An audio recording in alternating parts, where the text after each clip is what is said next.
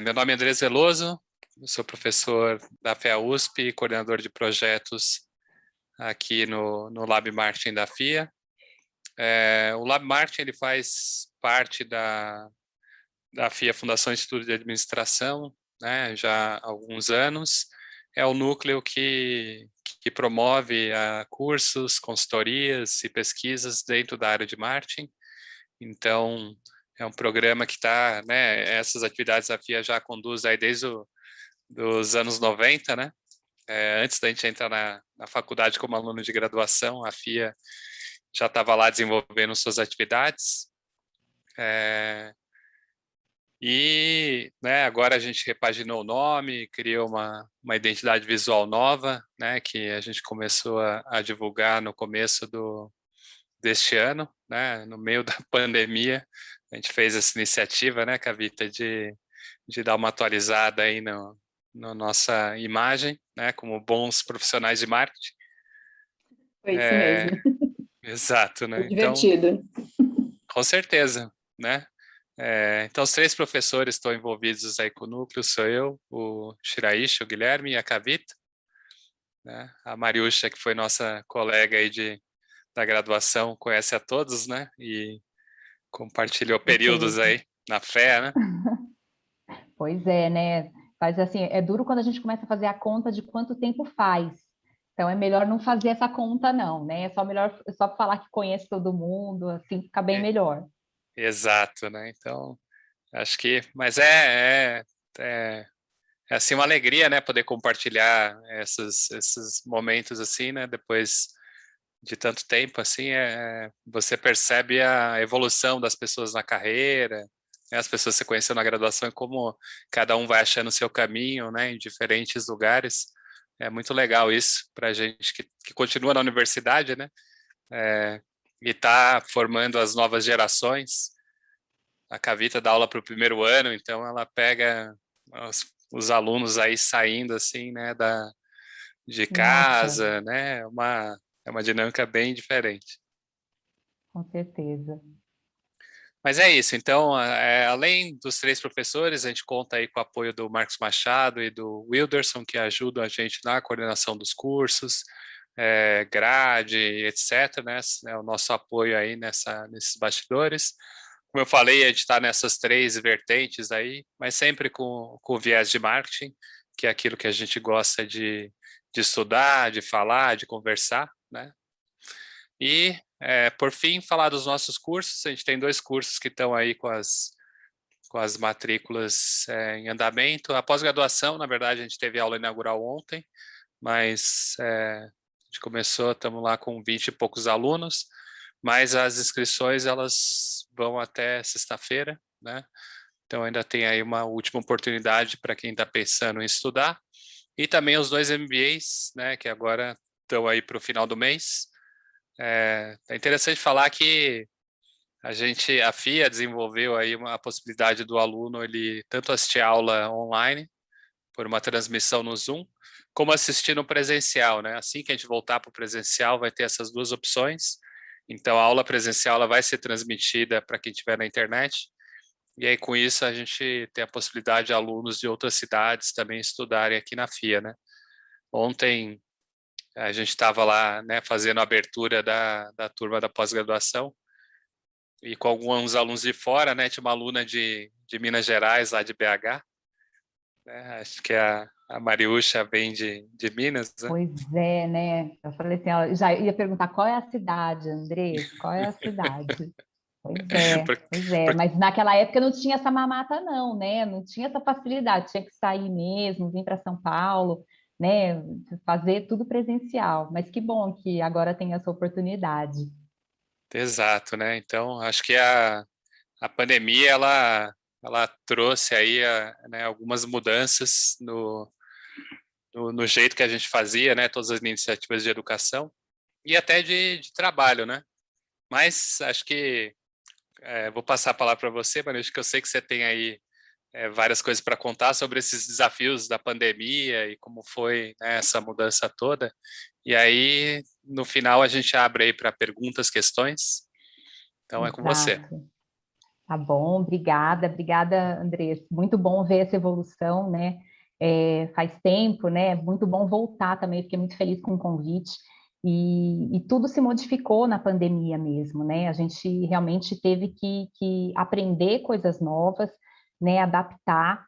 E uma dessas coisas foi a indústria farmacêutica, né? Quando eu estava na FEA ainda, estudante de graduação, a gente mal tinha informação de indústria farmacêutica, né? A gente, na verdade, o grande objetivo, quando a gente falava de empresas, programas de trainee, a gente olhava muito aquelas empresas assim, Unilever, né, Gillette, Procter, a gente falava assim, não, eu quero trabalhar nessas empresas de consumo, de alimentos, e a indústria farmacêutica nunca passou, talvez fosse uma indústria assim mais low profile, né? E em nenhum momento eu tinha possibilitado, né, cogitado isso, até que um belo dia, né, depois de ter passado por algumas empresas de consumo, um headhunter me liga e pergunta, enfim, eu estou trabalhando numa vaga para a indústria farmacêutica. Falei, nossa, indústria farmacêutica. Eu falei, mas para trabalhar exatamente com o quê, né? Ela falou assim, olha, para trabalhar com produtos de prescrição. Eu falei, olha, você tem certeza que é comigo? Porque eu não tenho experiência nessa área. Eu ouvi falar que a indústria farmacêutica é super fechada, né? Que assim, que só entra mesmo quem está ali já conhece o negócio. E, enfim, na época eles falaram, não, a gente quer uma pessoa de consumo, com background de consumo, e foi aí que eu entrei. E aí descobri um mundo completamente diferente, né? Um mundo que está fora das grandes aí, das grandes vitrines, né? Mas um mundo, assim, de certa forma, fascinante. E que foi impactado, claro. Hoje a gente tem muito, a gente fala muito de indústria farmacêutica, né? Até pela situação que a gente está vivendo, a gente acostumou a ouvir nos noticiários taxa de eficácia de medicamento, né? A gente discute isso muitas vezes, mas não era uma coisa tão comum, né? Então, hoje eu vou compartilhar aqui com vocês um pouquinho do que aconteceu, né, durante a pandemia, do que a gente vivenciou na indústria farmacêutica. Eu trabalho hoje na indústria farmacêutica, na Takeda, uma empresa japonesa. Não necessariamente o que eu vou trazer aqui é o que a gente vivenciou lá, mas é um pouco do que eu observei aí ao longo desse 1 ano e meio, né, de pandemia, e também conversando com vários colegas da indústria. Então, a gente percebeu que realmente que o mundo mudou e a gente precisa, de certa forma, se adaptar e, a partir daí, inovar. Quando a gente fala, só trouxe aqui como curiosidade, né, o mercado de medicamentos, eu não sei se todos conhecem, mas a gente tem aí um mercado gigantesco, né? Assim, a gente está falando aí de 128 bilhões de reais, e esse foi o valor de 2020, no ano de pandemia. Então, é um mercado que vem crescendo aí a duplo dígito, né? Diferente de muitos mercados que foram muito impactados, e a indústria farmacêutica conseguiu manter esse crescimento, né? Depende da especialidade, depende da área, né? Então, quando a gente fala assim, a gente ouviu muito, kit de intubação para o Covid, então realmente bombou, vendeu muito. Mas, por outro lado, também, quando a gente fala assim, medicamentos para gripe, não vendeu tanto, porque as pessoas ficaram em casa, não ficaram doentes. Então, a gente teve aí, claro, situações diferentes, mas um mercado que continuou crescendo. E do que é composto esse mercado, né? Quando a gente fala de medicamentos, quando eu falo desse mercado no Brasil. São mercados, são medicamentos que são fabricados pela indústria farmacêutica, tá? Então, aqui eu estou excluindo toda a parte de farmácia de manipulação, mas são os medicamentos que são isentos de prescrição médica, que são aqueles medicamentos, a gente chama tecnicamente de MIP, mas são aqueles medicamentos que você entrando na farmácia, você consegue comprar fora do balcão sem pedir ajuda. Aí você tem os medicamentos tarjados, que a gente chama de RX, né? Também faz parte desse grupo os genéricos, e aí você precisa de uma prescrição médica, né? Você precisa de um auxílio para obter esse medicamento. E tem um outro setor, né, que representa aí também 40% da indústria farmacêutica, que é um setor que não tá na farmácia, é um setor que é de venda institucional, né, o mercado institucional que está basicamente em operadoras de saúde, né, em planos de saúde e também em venda direto para governo, seja o governo federal, cidades, estados. Então, esse é um pouco do panorama quando a gente fala de mercado farmacêutico. Mas, né, o tema de hoje mesmo, quando a gente que eu vou querer abordar com vocês e colocar aqui para a gente discutir um pouco, é o que que faz, né? Como faz o medicamento ser escolhido para aquele paciente, né? Ou para aquela pessoa que vai comprar. Então, assim, a indústria fabrica esse medicamento e até ele chegar no paciente tem uma caixinha preta aí que a gente fala que acontecem, que é onde acontece um pouco da mágica, né? Então, quando a gente está falando aqui de um medicamento que seja aquele primeiro grupo isento de prescrição, a gente tem várias formas, né, de comunicar esse medicamento, de fazer a promoção desse medicamento. Uma delas, né, para os mais velhos, né, então o Andrés, eu acho que vai se lembrar um pouquinho dessas propagandas, né, do Doril. Então, assim, são medicamentos que você pode, né, com determinadas restrições, fazer a promoção através de meios tradicionais. Você conhece também, você é impactado quando você vai no ponto de venda, e hoje também você tem uma série de campanhas digitais que vão te permitir conhecer os medicamentos e tomar a decisão, né? Isso para aqueles medicamentos que são isentos de prescrição. Só que a partir do momento que você coloca um detalhezinho, né? Eu falo assim, é um detalhezinho que faz toda a diferença. Quando você põe uma tarja e essa tarja está escrito venda sob prescrição médica, você inclui um stakeholder muito importante nesse processo, que é o médico, e a partir daí, ele que vai decidir qual é o melhor tratamento para aquele paciente. Ele que vai escolher o medicamento, o princípio ativo, seja marca, seja genérico. Então, ele é a pessoa, né, que vai estar no meio dessa interação e é uma pessoa, é um ponto-chave. E quando a gente tem essa tarja também, é importante dizer que isso impede que a indústria vá falar direto com o usuário, né, com o paciente. Então, a partir daí, toda a parte de comunicação, né, da indústria fica restrita ao médico. Então, todas as ações de promoção daqueles medicamentos, né, vão para o médico. E aí que entra um personagem, né, eu falei assim, que é conhecido por muitos, né, quem já foi em consultório médico, quem já foi em hospital, né, e viu essa figura, que é o propagandista. Né, muitas vezes, antes de eu entrar na indústria farmacêutica também, eu esperando, às vezes, o meu momento de consulta, sentava, né, aquela pessoa com aquela mala gigante do lado, e eu falava, eu não acredito que ele vai passar na minha frente, né, ele vai ficar lá, vai ficar 20 minutos com o médico, e eu não vou conseguir minha consulta. Então, assim, esse é o nosso personagem, né? Claro que depois de entrar na indústria farmacêutica, eu passei a ver com outros olhos, eu ficava até com dó, eu falei, não, pode entrar, porque, assim, imagina que isso é o trabalho dele, né? Visitar vários médicos, toma muito chá de cadeira, mas ele é a pecinha que vai levar, né, o principal canal de comunicação, de promoção médica, de promoção dos medicamentos para os médicos. Então, é o propagandista que vai levar toda a informação para os médicos. Porque o que acontece? O médico, ele tem a formação dele, né? Ele passa aí 5, 6 anos na faculdade, depois tem o período de residência, onde ele vai aprender de tudo um pouco, né? Então, ele vai aprender sobre medicamentos, só que depois, uma vez que ele sai da residência, várias coisas acontecem, né? Vários lançamentos são feitos no mercado e, de certa forma, ele precisa também se atualizar, né? Então, assim, uma das formas de ter essa atualização é com a figura do propagandista. Então, o que que o propagandista faz, né? O que que ele leva, como que ele faz essa promoção? Primeiro ponto, né, que é o mais conhecido também, que a gente fala assim, dentro da mala do propagandista, né, tem as amostras grátis.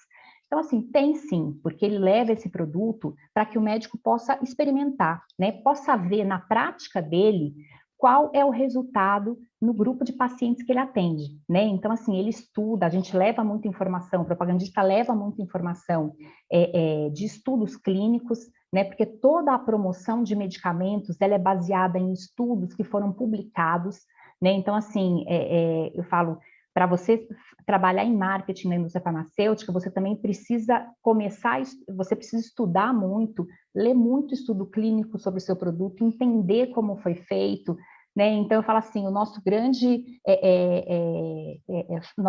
fonte de informação é toda a parte de estudos clínicos. Então, tem um site que reúne tudo isso, que é o PubMed, e é lá que a gente se atualiza também, e é lá que a gente vai buscar essas informações para poder levar para o médico e treinar o propagandista para que ele leve para o médico também.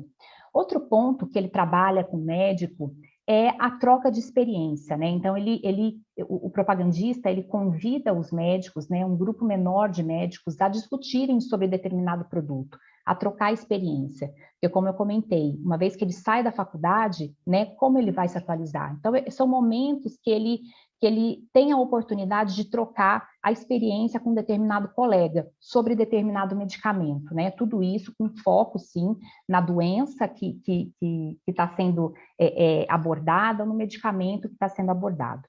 E o outro ponto, também de atualização, né, que a indústria apoia também, é essa atualização científica dos médicos. Então, são congressos, né, os médicos também têm esse momento, dependendo da especialidade, tem 1 a 2 congressos por ano, onde eles vão ter o contato com os novos estudos que saíram, né, os novos trabalhos que foram feitos na comunidade médica.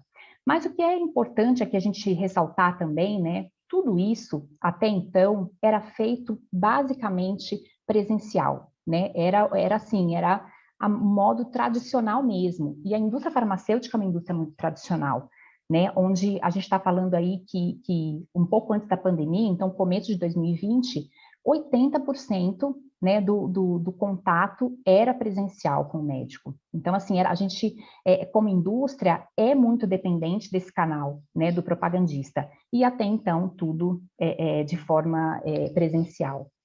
E aí, de repente, veio a pandemia, né? Então, a gente estava tudo estruturadinho, né, tudo rodando, como sempre foi. E veio a pandemia, todo mundo ficou em casa, né? Então, assim, era aquele momento inicial de medo, né? De receio. Os pacientes cancelaram, né? Com medo, cancelaram muitas consultas. Os médicos, não estou falando dos médicos não estou falando dos médicos que estavam nas UTIs, né? Na linha de frente, mas o médico de consultório, eles voltaram para casa também, fecharam os consultórios, né? Ficaram em casa. E os propagandistas também. Então, com tudo isso, né, eu falo assim, a forma de promoção ela é quebrada, né, ela é totalmente desestruturada. E aí vem a grande questão, então, como a gente vai fazer a propaganda dos produtos? Como a gente vai chegar?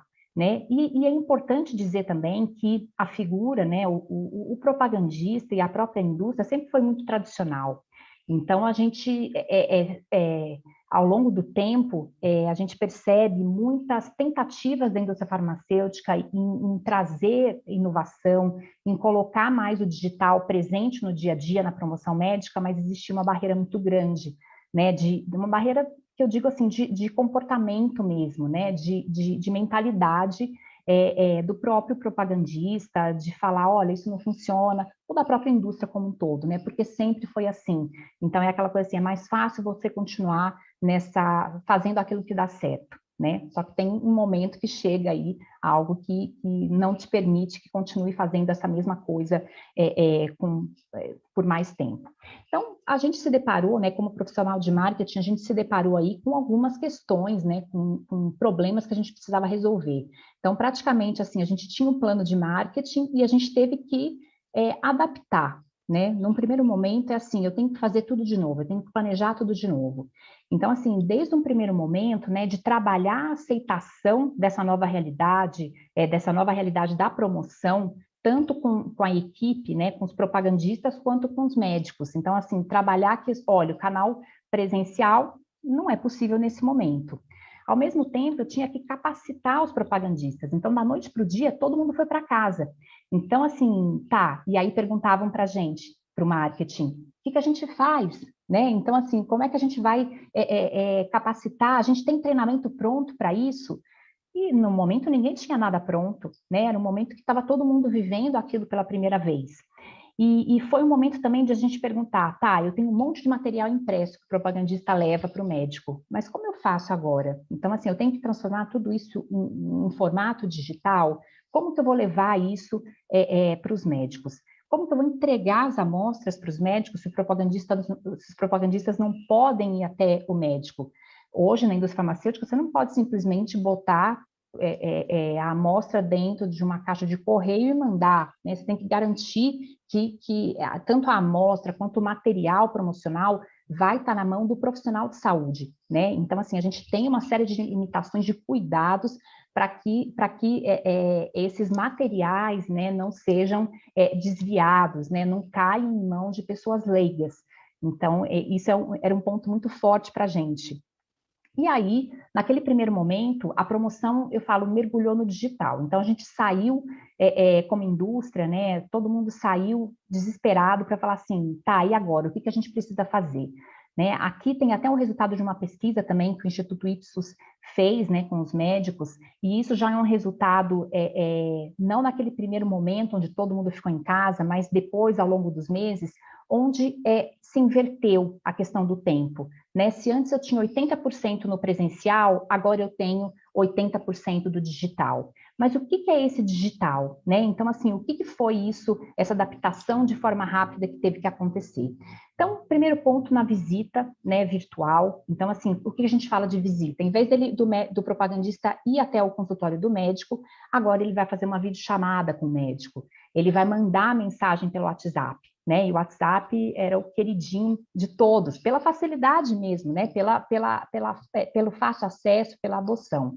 E até e-mail com conteúdo promocional. Então, esse foi aquela adaptada rápida. Um outro ponto, os propagandistas, eles não sabiam, né, o que fazer naquele momento. E aí entrou o marketing, assumindo uma parte, né, de coisas que o propagandista fazia. Do tipo, as pequenas reuniões, né, que ele reunia médicos para trocarem experiências. Naquele primeiro momento, o propagandista não sabia nem mexer nas ferramentas de Teams, Zoom, né, não tinha essa expertise. Então, o marketing puxou e começou a fazer os grandes eventos, né, as webinars, né, onde o médico estava em casa e ele estava ocioso, de certa forma, né? O médico que não estava na linha de frente. Então, ele tinha interesse também, todo mundo tinha muito interesse com temas relacionados à Covid. Então, a principal pergunta que a gente recebia, né, em qualquer, eu falo assim, conversando com colegas de outras empresas também, eles falavam, a pergunta mais frequente, se o paciente pegar a COVID, a gente via uma adesão muito forte. Depois, com o tempo, a gente conseguiu capacitar os propagandistas, né, para eles liderarem essas reuniões menores, com até 15 médicos, né, onde tinha um médico ali dando uma aula, discutindo sobre determinado caso clínico. E, por outro lado, também, por último, mas não menos importante, também outro aspecto do marketing foi a questão de site. E aí, muita gente pode perguntar, nossa, mas assim, a gente está em 2020, você está falando que uma super inovação, né, algo super diferente é fazer um site de produto para o médico? E assim, pode parecer absurdo, né, para outro, principalmente quando a gente olha no consumo, mas quando a gente olha na promoção médica, ter um site de produto, muitas empresas, muitos produtos, não tinham site de produto, né, para levar essa informação para o médico poder acessar as informações de estudos, as informações de bula. Então, assim, é o básico, mas nem o básico tinha sido feito. Então, foi um momento que a gente precisou adaptar. Né? Mas eu falo assim, é aquela adaptação, é aquela coisa rápida que a gente fez, mas depois, passado esse momento inicial, né, é o que a gente falava, a gente cansou, né, das lives, o médico também, o médico no final ele estava ocioso, né, no começo ele estava ocioso, mas depois ele começou a voltar a atender. Mas as lives não pararam, né? Assim, os eventos não pararam. E aí, um retorno, né, que a gente teve dos médicos é um pouco disso, tá? Pelo amor de Deus, eu não aguento, porque não é só um laboratório que está fazendo, são todos os laboratórios. Então, significa que o médico, um médico, por exemplo, dependendo da especialidade, ele pode ser visitado por 15, por 20 propagandistas diferentes. Então, imagina que 20 propagandistas vão convidar ele para 20 eventos numa mesma semana. Então, assim, foi algo, uma avalanche, né? Então, eles conversando com a gente falavam, pelo amor de Deus, vocês têm que pensar em uma coisa diferente. E eles estão, né, quando a gente conversa com os médicos, e isso também eu trouxe essa informação de uma pesquisa que foi realizada também com os médicos durante a pandemia, eles estão dispostos a receber visita virtual. Quando a gente pensa aqui, ó, de uma escala de 1 a 5, e somando o disposto e o totalmente disposto, a gente tem aqui 55%, metade da amostra querendo receber, disposto a receber essa visita virtual. E quais são as formas de comunicação mais relevantes? né? E aí, nesse caso, o que é relevante para ele, que ele considera relevante? É aquele momento que ele vai receber informação do produto. Então, assim, o mais relevante é a chamada por vídeo que permite compartilhar material. Só que o que ele prefere mesmo é o WhatsApp. E o WhatsApp, né, tem a grande limitação, principalmente dentro da indústria, a facilidade de você encaminhar as coisas. E aí isso tem uma barreira, né, não só de regulamentação, mas também de compliance. Então, assim, há um risco, né, de você compartilhar as coisas pelo WhatsApp e isso também ser facilmente encaminhado para uma pessoa que não é médico. Então, assim, tem uma série, né, de questões que a gente se deparou com a indústria, onde o médico prefere uma ferramenta, prefere um canal de comunicação, só que como indústria você tem ali um receio, né? Você não tem essa ferramenta validada para que você continue fazendo a promoção médica. E aí, o engajamento, né, da indústria com os médicos, durante a pandemia, não só durante a pandemia, mas eu acho que ele foi modificado de forma permanente, né? Assim, os médicos experimentaram isso, como nós, né? Então, assim, várias coisas a gente não vai mais fazer como era antes. Então, quando a gente conversando com os médicos também, nessa mesma pesquisa da Ipsos, eles relataram, né, que eles preferem aí, como eu comentei, o WhatsApp é o preferido deles, é a ferramenta preferida aí para o contato. Então, eles preferem receber essas visitações pelo WhatsApp, né, com horário definido. E quais são esses horários? Né? A gente tem aí médicos um quarto da amostra que prefere receber isso à noite, depois dos atendimentos. Então, ele termina lá os atendimentos, fica às vezes um pouco no consultório, faz a videochamada. 21% prefere receber a visita no meio do dia, né, entre um atendimento e outro, entre um paciente e outro. Só que isso afeta de forma direta como o trabalho do propagandista, né? Até então, o propagandista não trabalhava de noite, né? Só quando ele tinha algum evento, né, que geralmente era feito à noite, mas as visitas eram feitas no horário comercial. E agora, né, como que a gente faz para estruturar isso, pensando que o médico também está se adaptando e também não vai aceitar mais o modelo antigo da forma como era. Outro ponto aqui é a frequência, né? Os médicos acreditam aí que 43% acreditam que a visitação ideal é a mensal. Só que depende do médico, né? A gente na indústria a gente tem a frequência dependendo do médico, da especialidade, do número de pacientes que aquele médico atende, de onde ele está localizado, né? Se ele está dentro de um centro de referência ou não. Então, tem médico que recebe visita uma vez por semana, uma vez a cada 15 dias, só que agora eles falaram, não, peraí, para um pouco isso, eu não quero receber muita visita, eu quero receber no máximo uma vez por mês. Então, começa a colocar aí uma barreira que para a gente também é um desafio, né, de falar assim, tá, mas como eu vou impactar o médico, né, na frequência ideal? E aqui, né, quando eu falo assim, olha, o que você imagina de uma realidade agora no pós-pandemia? Algo híbrido, né? Então, assim, ok, eu vou receber ainda algumas coisas, né? Algumas visitas presenciais, mas eu quero um relacionamento digital e visitas mais rápidas, né? Então, assim, aquele momento, chega, não quero mais perder meu tempo, né? Eu quero, vamos lá, vamos ao que interessa. Então, isso é uma realidade que faz é uma realidade que pressiona a indústria a trazer essa inovação. E uma inovação, como eu disse, para um ambiente muito tradicional, né? Um ambiente onde o relacionamento do médico com a indústria não é um CNPJ, é um CPF, né? Porque é o propagandista que está indo lá. Há uma limitação aqui, quando a gente fala muito, né, da questão de analytics, que hoje, assim, informação é tudo. Hoje existe uma limitação de você coletar dados, né, dependendo, o propagandista, ele tem uma limitação, ele não pode coletar muitos dados e armazenar esses dados de forma estruturada, por questões de compliance. Então, assim, existe essa limitação, existe a crença do propagandista de que, o tradicional é melhor, né? Então, assim, a partir do momento que as coisas começam a melhorar, não, quero voltar ao que era antes.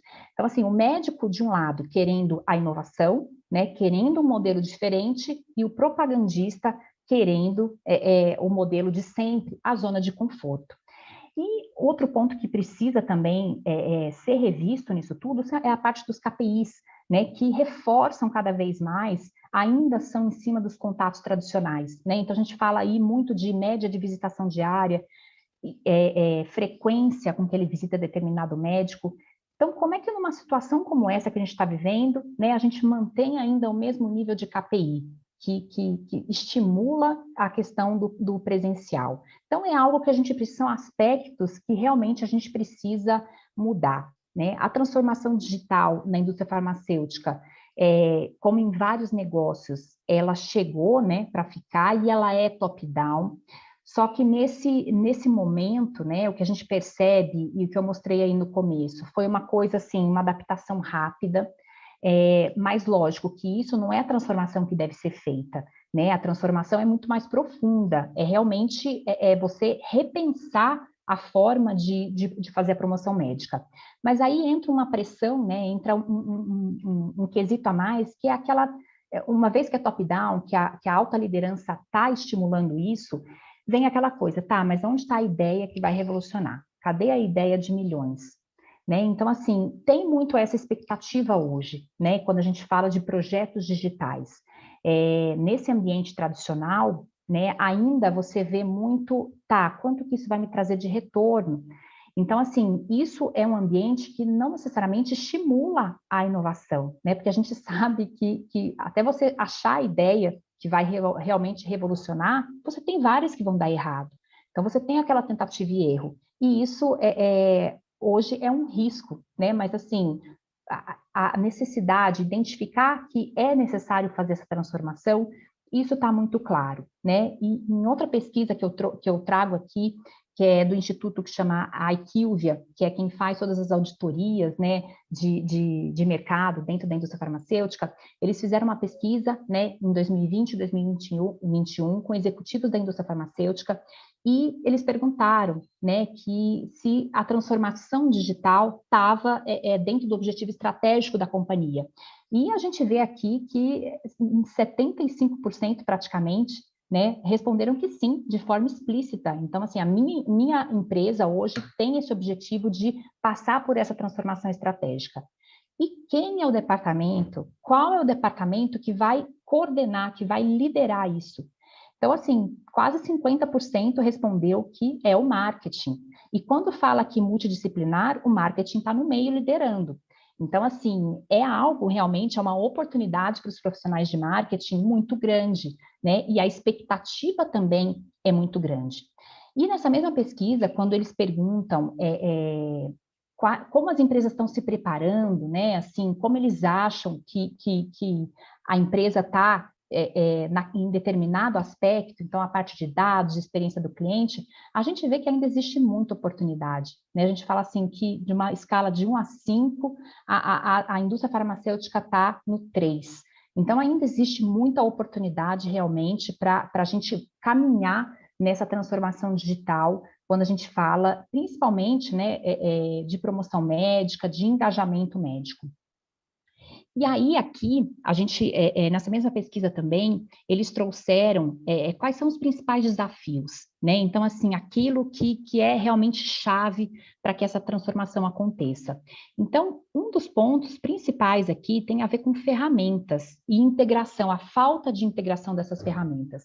A indústria farmacêutica, ao mesmo tempo que o propagandista não pode coletar muita informação, existe muita informação dentro da indústria farmacêutica, das auditorias, né? Quando a gente vai para o mercado de consumo, a gente vê auditorias, por exemplo, antigamente a gente não tinha, era só uma amostra, né? Quando a gente vai para a indústria farmacêutica, a gente tem um censo, tudo que é vendido, né, dentro da indústria farmacêutica é captado. Então, assim, tem uma série de informações, só que as ferramentas são desintegradas. Então, com isso, é muito difícil da gente ter realmente uma geração de insight, né? Então, eu acho que esse é o primeiro grande desafio. A questão do cálculo, né, de retorno sobre investimento, então, aqui reflete muito a mentalidade ainda tradicional, né, de você estar buscando ali o ROI para qualquer atividade que você faz e tentar trazer o ROI de um projeto tradicional para o projeto para a realidade digital também. A disponibilidade de recurso, e aqui um ponto muito importante para a indústria é assim, a clareza do que é possível fazer. Porque a gente pode inovar, né? E a gente tem várias ideias aí do que pode ser implementado, só que fala, uma coisa é fazer isso numa Coca-Cola, numa Ambev, né? Outra coisa é fazer isso numa indústria farmacêutica, que tem essa questão do compliance muito forte. Tem muito não, né? Então, o marketing se depara dentro da indústria farmacêutica com a área de compliance que fala, não, isso não pode. Não, isso pode afetar a reputação da empresa. Não, isso não, a gente tem o risco de coletar essa informação. Então, esse é um desafio ainda muito grande que o profissional tem no dia a dia, né? E pensando na equipe de marketing, né? Quais são os temas, o que a gente precisa focar mesmo para estar preparado para essa transformação, para ter preparado para fazer a transformação, né? Então, assim, saber desenvolver uma estratégia digital, conhecer os insights, né? Conhecer e extrair os insights, conhecer toda essa parte de dados, né? Isso é muito importante, a indústria tem muitos dados, só que tem poucas pessoas capacitadas a extrair os insights desses dados, né? Então, assim, isso é uma realidade que a gente se depara, até pela formação das equipes de marketing, quando você pensa na indústria farmacêutica. Quando eu entrei na indústria, em 2010, a maior parte dos marqueteiros lá tinham vindo da posição de propagandista. Então, tinham sido propagandistas, tinham passado. Então, o marketing era, eu falo assim, era o crescimento, era o top da carreira, né? Você chegar, você ser gerente de produto. Então, assim, com isso, você não está buscando, por exemplo, um engenheiro, né? Algum administrador, alguém que vai realmente entender e extrair esses KPIs. Então, isso é muito importante, né? Você ter também uma equipe capacitada. Então, outro ponto aqui, né, é a gestão da mudança, né? Então, a gente tem aí, o marketing tem esse papel e precisa estar preparado para fazer essa mudança, para fazer com que as pessoas aceitem essa nova realidade, né, dentro da indústria. Gerir aí a parte técnica, né? Você entender como gerar conteúdo para canal alternativo, você entender como funcionam essas mídias digitais. Então, isso também não era muito comum. Então, assim, as pessoas precisam correr atrás mesmo desse conhecimento, né? E o primeiro ponto aqui que a gente fala muito de digital, e a gente, em 2020, na pandemia, a gente fez esse switch, né? Ah, tá bom, então eu estou fazendo um evento digital, então eu já sou digital. Não necessariamente, né? O que é importante aqui? A gente entender a jornada do médico, entender a jornada de como o médico vai buscar informação sobre determinado produto, como você pode inserir informações nessa jornada e quais são os pain points, quais são os pontos de dor mesmo, né, que o médico encontra nessa atualização. E aí sim, você coloca o digital, você traz o digital como uma ferramenta, mas o que a gente vê ainda muito é você partir da ferramenta para tentar achar a solução. E deveria ser ao contrário, você mapear, você conhecer muito bem a jornada, né, seja do médico, como ele se atualiza, seja a jornada do paciente, para você tentar trazer alguma solução para o paciente também, quando a gente fala de programas de suporte ao paciente, não relacionado à promoção médica, mas tudo isso você tem que identificar muito, conhecer muito, né, para depois você identificar os pain points e realmente trazer e dar a solução, que aí pode ser uma solução digital. E a necessidade da integração, né, como eu comentei. Então, assim, aqui é um exemplo das coisas que existem, né, no dia a dia aqui da indústria, que eles vão ter que ser integrados, que hoje tudo muito desintegrado. Então, um website de produto não necessariamente conversa com todas as informações que vêm das visitas, né, que são captadas nas visitas. Então, é importante que a gente realmente tenha essa integração do canal para que a gente possa gerar esses insights. E aí, um outro ponto também que o profissional de marketing precisa estar muito atento, né, e até viu o Andrés falando aí do próximo curso, né, da parte de analytics, é isso, gente, a gente precisa aprender. E a gente, eu falo, muitas vezes o engenheiro está na nossa frente, né, como pensando em administrador, porque eles têm essa facilidade, mas a gente precisa aprender, a gente precisa realmente ir atrás. Entender como é feito, entender os dados, qual é o potencial de informação, de insight que eu consigo tirar daqueles dados que tem ali, né? Porque hoje a gente não tem falta de dados, muito pelo contrário, a gente tem inundado por dados e a gente realmente precisa tirar aquilo que tem de melhor. E se você não tem essa capacitação, né? Se você não realmente, ok, tem gente que faz muito melhor do que a gente mesmo. Então, assim, garanta que na sua equipe de marketing, né, você tem essa pessoa com essas competências, né, de entender, de conseguir gerar, de entender a dinâmica dos canais, de conseguir te auxiliar, né, para a geração de insights.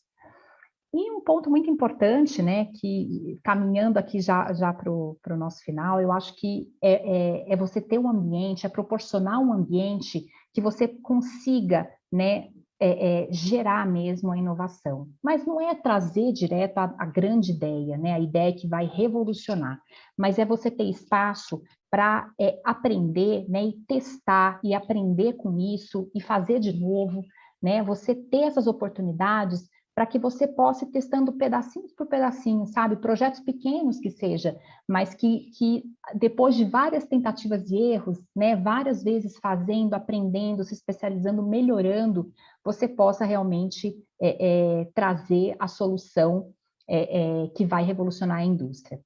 Não tenho essa resposta, né? Assim, eu acho que se eu tivesse realmente essa resposta aí de como revolucionar a promoção médica na indústria farmacêutica, acho que eu estaria muito bem, né, nesse momento, mas a gente tem aqui o desafio, né? E junto com a minha equipe, eu busco muito isso no dia a dia, para que a gente possa pensar diferente, né? Ouvir, aprender e não ter medo de errar, né? Não ter medo de aprender.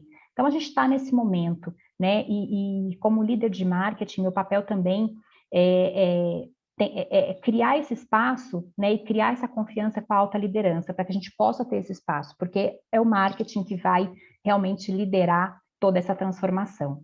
E eu finalizo aqui com uma frase que eu fui impactada uma vez numa palestra, que reflete muito essa questão da tentativa e erro, né? Então, assim, o vencedor é apenas um perdedor que tentou mais uma vez. Então, assim, a gente não pode desistir, né? E a gente tem que estar aí buscando mesmo formas de melhorar, de trazer uma experiência, né, de promoção para o nosso cliente, no caso, o médico, que seja agradável, né? Que realmente tenha a ver com as necessidades dele.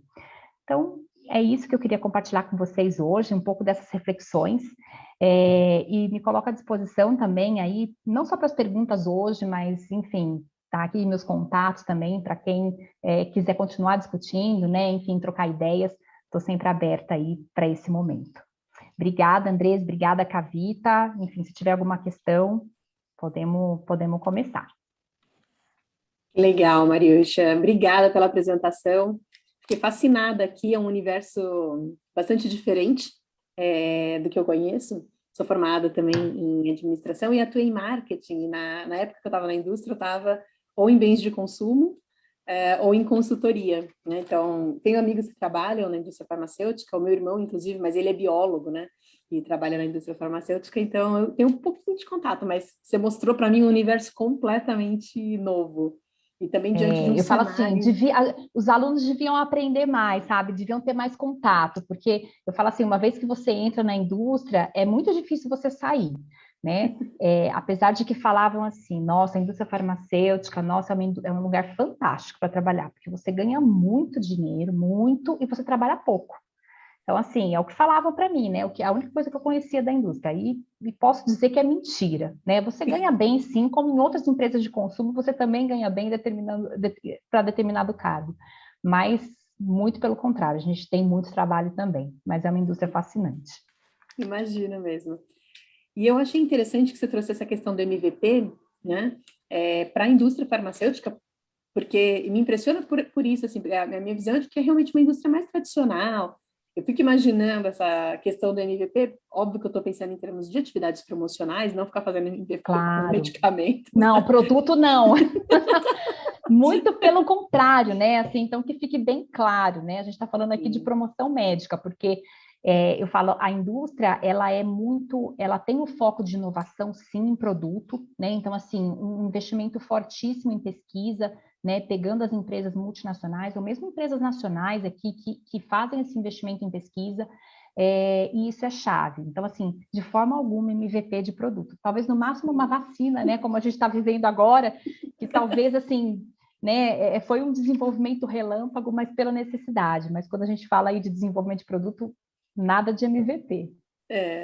Mas eu fiquei intrigada aí com o MVP, porque eu imagino que a pandemia acabou impulsionando e trouxe aquelas outras estratégias promocionais, né, e de comunicação, na verdade, com os públicos, em que você teve essa questão dos webinars, do WhatsApp, das consultas virtuais, das trocas virtuais, né, o contato virtual, e etc. E no MVP a gente tem muito aprendizado, né? Ele é muito rápido, ele é muito dinâmico, você tem muito aprendizado. E eu fiquei me perguntando qual dessas estratégias colou melhor durante a pandemia. Eu sei que você falou lá do começo, né, o WhatsApp, depois foi para os webinars, etc. E agora que a gente já está numa fase de que os médicos voltaram para os consultórios, mas está tendo muito teleatendimento também, né? Ficou mesmo num híbrido meio a meio? Tem algum aprendizado já para esse cenário que a gente está vivendo neste momento?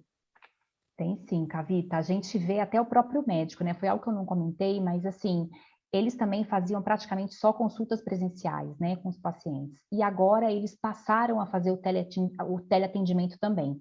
Alguns, claro, vão voltar ao normal, mas muitos tiveram interesse em continuar esse teleatendimento, né? É claro que é um modelo que eles precisam se adaptar, mas assim, a gente vê que não está voltando ao antigo normal, sabe? Não está tudo voltando. As pessoas realmente estão ficando no híbrido. E agora os propagandistas também já começaram a voltar, né, com algumas restrições de deslocamento, de visitação em hospitais, que ainda não é permitido, mas você vê, sim, esse híbrido. Então, assim, existe uma visita presencial hoje que seja uma vez por mês. E aí, nos outros contatos, você tem eventos ainda muito no virtual, né? Não voltou essa parte de eventos presenciais, eventos menores. Então, assim, promover essa troca, essa discussão. Então, de tudo isso que a gente viu, uma das coisas que realmente ficou, né? Que a gente realmente tem esse engajamento são os eventos menores, né? Não os grandes eventos mais, mas os eventos onde o médico tem a oportunidade de realmente conversar com o colega, né, de trocar, de colocar as dúvidas. Então, isso realmente foi algo que ficou. O WhatsApp ainda, assim, algumas empresas, né, dentro da indústria farmacêutica já estão um pouco mais à frente, né, estão adotando isso, estão adotando o WhatsApp, mas ainda tem muito receio. A gente percebe que as interações são mais por ferramentas onde você consegue controlar um pouco melhor, né, o conteúdo que você divide, que você compartilha com o médico, então, assim, o que você fala, mas eu acho que, assim, ficou, sim, esse modelo, mas eu acho que precisa ainda ir além, né, a gente precisa desenvolver uma parte ainda que eu acho que está muito, ainda muito aquém, é a questão do próprio marketing, né, desenvolver aí toda uma estratégia de comunicação direto, não utilizando o propagandista, mas direto para o médico. O propagandista, eu entendo que ele pode assumir um papel de gestor de canal, né? Ele pode sim entender para aquele médico, para o cliente dele, qual é o canal que funciona melhor, né? Como que ele vai chegar, qual é o mix ideal de canal. Mas eu acho que ainda precisa de um suporte maior do marketing de desenvolver ferramentas, materiais, né, onde você possa entregar materiais segmentados de acordo com o perfil do médico.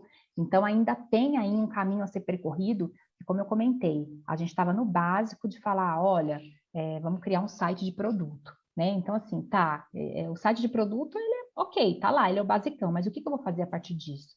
Né? Quais são todas as estratégias de atração que eu vou ter para que o médico tenha acesso a esse determinado conteúdo, para aquele perfil. Então, é um desafio aí que a gente tem também.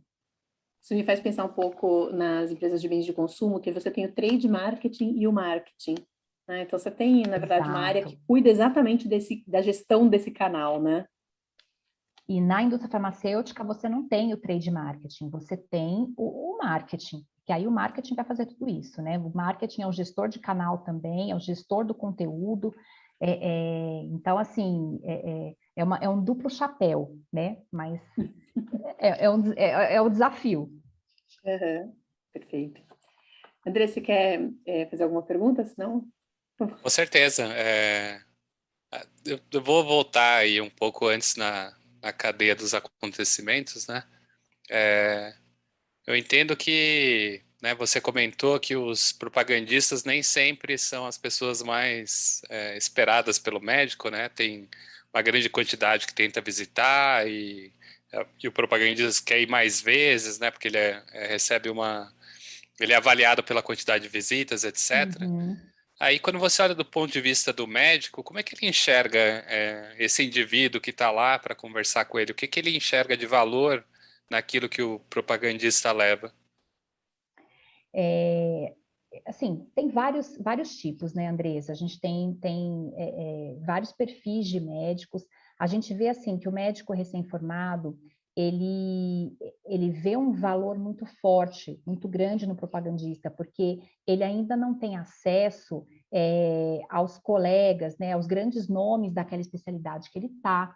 Então, assim, os eventos que para os quais ele é convidado, né? Então, ele acaba criando um network forte. Então, ele vê muito valor na figura do propagandista. Então, quando ele começa a receber visita ainda como residente, né? Então, assim, ele vê um valor muito grande nisso. Depois, a partir do momento que ele fala assim, vai evoluindo na carreira também, né? Ele vai ficando conhecido na especialidade dele. Então, assim, ele consegue ter acesso às informações que o propagandista leva para ele através dos congressos, né? Através das discussões com os pares. Então, eu acho que assim o valor acaba diminuindo. Mas o que a gente percebe aí eu falo assim, um marketing de relacionamento, né? Então, assim, você percebe você tem propagandistas hoje muito jovens, né, os estagiários, até propagandistas que estão há 40 anos na indústria, né, fazendo esse papel. Então, você tem também um relacionamento pessoal, sabe, um carinho, um respeito muito grande, né, por esses propagandistas que já estão há bastante tempo. Então, assim, eu acho que o valor, ele tende a diminuir conforme o médico vai ganhando uma expressão maior, né? Porque aí ele consegue se atualizar de outras formas, mas é um pouco disso. Só que eu acho que isso um pouco antes, né, da pandemia, um pouco antes desse mergulho que a gente teve que fazer no digital. Agora, eu vejo que assim a gente realmente tem o desafio de transformar o papel do propagandista, né? E aí, por isso que eu comentei, assim, esse gestor de canal, porque hoje todo mundo pode se atualizar, né? Assim, de outra forma. Você não necessariamente precisa do papel, precisa desse representante, do propagandista. Então, eu acho que, assim, o que precisa hoje é uma migração, enriquecer esse papel, né? Ele pode sim ser o gestor de canal, porque o que ele tem de muito valioso? O conhecimento do cliente, né? Ele conhece o médico. Então, assim, ele, melhor do que ninguém, sabe qual é a principal mensagem que ele deve levar, né? Que tipo de abordagem ele deve ter para determinada mensagem com aquele médico. Então, ele tem muito forte esse conhecimento, né? Que não está na indústria, não está na empresa, né? Não está dentro da empresa, está lá na ponta, na visitação. Então, acho que ele é um canal muito valioso. A gente precisa repensar um pouco o papel, sim. Mas eu acho que o fato da gente estar hoje no digital e o médico ter outros meios para se atualizar não significa que é uma profissão aí que está fadada a ser riscado, né? A falar, ó, então tá bom, a gente vai chegar direto no médico. Acho que não, acho que tem um valor aí grande.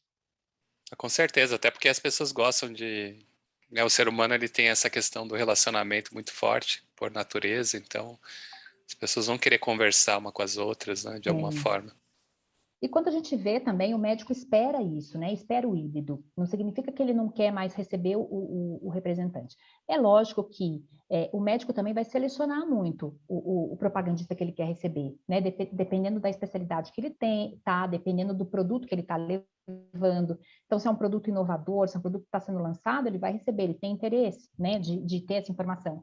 Agora, se é um produto que está há 20 anos, às vezes o médico fala assim, não, já não quero mais. Então, assim, eu acho que o médico hoje ele tem uma desculpa, né? Assim, ele conseguiu aí um momento para você bloquear algumas coisas que ele não queria receber mais, mas ainda tem tem um valor forte, né? O médico também quer esse momento do retorno, não só com os pacientes, né? Mas eu acho que todo mundo quer, com esse retorno, de certa forma, você ter mais contato com as pessoas, né? Então, enxergo um pouco dessa forma. Muito bem. Kavita? Eu queria começar a olhar para perguntar uma coisa, Maria, acho que eu estou curiosa aqui. A gente falou do teleatendimento, e eu fiquei matutando aqui sobre esses novos planos de saúde. Você falou que 40%, né, do mercado é justamente para as operadoras, mas independente disso, Isso. você tem ali nos planos os médicos que também vão atender o CPF, né? E eu fiquei pensando Sim, nesses claro. novos planos que são bem focados eles nascem com a proposta de iniciar pelo teleatendimento para depois você realmente vai para o hospital, para o consultório, se você realmente precisa. Você tem o SAMI, Alice, né? Esses novos planos. Como que é? A relação já é diferente desse ponto de vista de marketing com os médicos desses planos?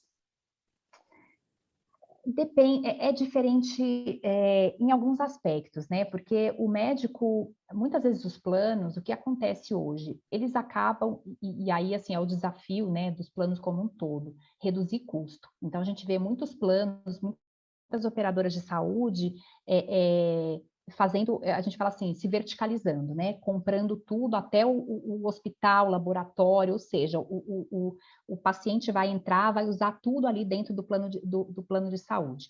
Então, assim, a gente vê uma tendência muito forte dessa redução de custos. E nisso, o que acontece? Esses medicamentos que são reembolsados pelo plano, que não são vendidos na farmácia, existe uma pressão, sim, né, das operadoras de colocar para os médicos, de influenciar a prescrição dos médicos, né, de falar assim, olha, começa, né, você tem 5 opções, você pode usar a opção mais barata nesse primeiro momento, né, então, assim, depois você segue para a segunda opção, para a terceira e assim por diante. Então, assim, apesar de ter essa influência, né, da operadora, a indústria farmacêutica leva a informação para esses médicos, né? Porque assim, o médico, ele muitas vezes ele não é exclusivo também só daquele plano de saúde. Ele pode atender em outros lugares. Então, assim, e isso ele pode estar numa operadora hoje, mas amanhã ele mudou de cidade, ele está em um outro hospital. Então, assim, hoje não há uma diferença, tá? Entre, por parte da indústria, da gente levar a informação. Então, assim, a gente, lógico, muitas vezes não acaba tendo uma limitação, né? Quando a gente pensava no modelo mais tradicional, uma limitação de braço mesmo, de chegar até esse médico, né? De força de vendas, de tamanho aí de equipes, mas a gente levava o máximo possível. Né? Agora, acredito que isso vai potencializar ainda mais, né? Porque agora, com essa questão de você poder fazer visitas híbridas, você pode atender muito mais médicos, né? O mesmo propagandista pode acessar hoje a um número maior de médicos também. Muito bem. A gente já deu aí o nosso tempo de 1 hora, passa rápido, né? É incrível isso. Passa. Quando a gente está Falo fazendo essas bastante, coisas. né? Então a gente... Mas o assunto é muito legal, assim. Com Várias certeza. a gente vai se empolgando, vai puxando, tá vendo? Ó, se a gente fosse falar de plano de saúde, de mercado de governo, aí, olha, era outra, eu falo assim, é tema para outra discussão. Com certeza. Aí teria que ser um curso inteiro, né? Indústria farmacêutica, isso aí, André.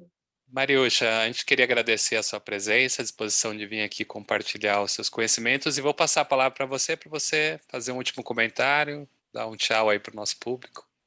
Ah, legal. Eu que agradeço a oportunidade, né, de estar de volta aí nos eventos na universidade, é muito bacana isso, né? Então, assim, poder voltar, né, poder trocar um pouco, compartilhar essas experiências, né? Eu já tive aí como aluna da graduação, e eu lembro que era sempre, eu me interessava muito, né, de ouvir essas histórias, sempre desenvolver minha carreira no marketing, e eu falo assim, poxa, sempre quero ouvir, sempre quero aprender mais. Então, eu agradeço muito a oportunidade, Andrés, Kavita, muito obrigada por me receberem aqui. E, como eu comentei, me coloco à disposição, né? Podem me achar no LinkedIn. Então, enfim, para próximas discussões também. Muito obrigada. Excelente, vou te conectar lá também. Obrigada, Com Mariuxa. certeza. É isso. Obrigada. Beleza. Para todos aí, uma boa Valeu. noite e nos vemos aí nos próximos webinários, pessoal. Até mais.